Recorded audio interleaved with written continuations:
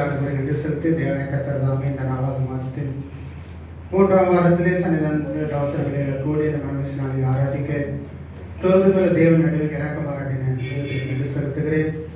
தேவன் அறிவிக்கப்பட்ட வார்த்தைகளை நாம் வாசித்து கடன் சொல்வோம். பிரசங்கி புத்தகம் 18ஆம் அதிகாரம் 13-14 வசனங்களை வாசிக்கலாம்.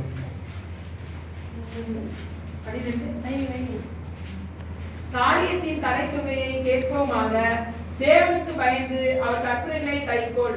எல்லா மனுஷன் மேலும் விழுந்த கடமை இதுவே. ஒவ்வொரு கிரியையும் அந்தகாரமான ஒவ்வொரு காரியத்தையும் நன்மையானாலும் தீமையானாலும் தேவன் நியாயத்திலே கொண்டு வருவார். காரியத்தின் கடைத்தொகையை கேட்போமாக.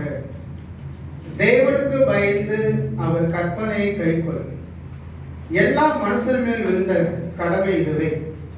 ஒவ்வொரு கிரியையும் அந்தரங்கமான ஒவ்வொரு காரியத்தையும் நன்மையானாலும் தீமையானாலும் தேவன் நியாயத்திலே கொண்டு வருவார். பார்க்கிறோம். பிரசங்கி சாலமோன் ராஜா எழுதுகிறார். அவர் வாழ்ந்த இஸ்ரவேல் 40 ஆண்டு எருசலேம் அரசாண்ட ஒரு மனிதர். அவன் வாழ்க்கையில சம்பரமாய் வாழ்ந்து அவன் கடந்து போகிறான். முடிவு காலம் பார்க்கிறோம். தேவனுக்கு முடிவிலே அவர் சம்பந்தத்தை அடைந்து கொள்ள முடியாமல் தேவனை விட்டு அவன் வழிகளை கடந்து போகிறான். அவர் தான் எழுது கடந்து போகிறார். காரியத்தின் கடைத்தொகையை கேட்போமாக. தேவனுக்கு நாம் பயப்படுவர்களாய் காணப்பட வேண்டும். அவர் கற்பனையை நாம் கைக்கொள்ள வேண்டும். அது எல்லா மனிதன் மேல் விழுந்த கடமையா இருக்கிறது. நாம் ஒவ்வொரு மனிதனும் எதற்காக இந்த பூமியிலும் தேவனை நாம் ஆராதிக்க வேண்டும். தேவனை தொழுது கொள்ள வேண்டும். ஆதியாமத்தில் நம்ம அநேக ஜனங்கள் பார்த்தீங்கன்னா யாத்திராமத்தில் இந்த ஜனத்தை எனக்கென்றே ஏற்படுத்தின்னு சொல்கிறார். துதிய சொல்லுவார்.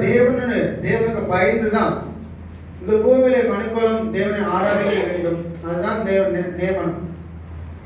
அதை விட்டுட்டு தேவனை ஆராதிக்க அந்த வார்த்தைகள் மீறி கடந்து போனாலே ஒரு நியாயத்திற்குள்ளாக கடந்து போகிறார் பார்க்கிறோம். அது காணப்படாமதான் அவர் சொல்லுற தேவனுக்கு நாம் பயந்து காணப்பட வேண்டும். அப்படி காணப்படும் போது ஒவ்வொரு சொல்கிறார் நன்மையான இந்த காரியத்தையும் ஒரு நியாயத்திற்குள்ளே கொண்டு போவார்கள்.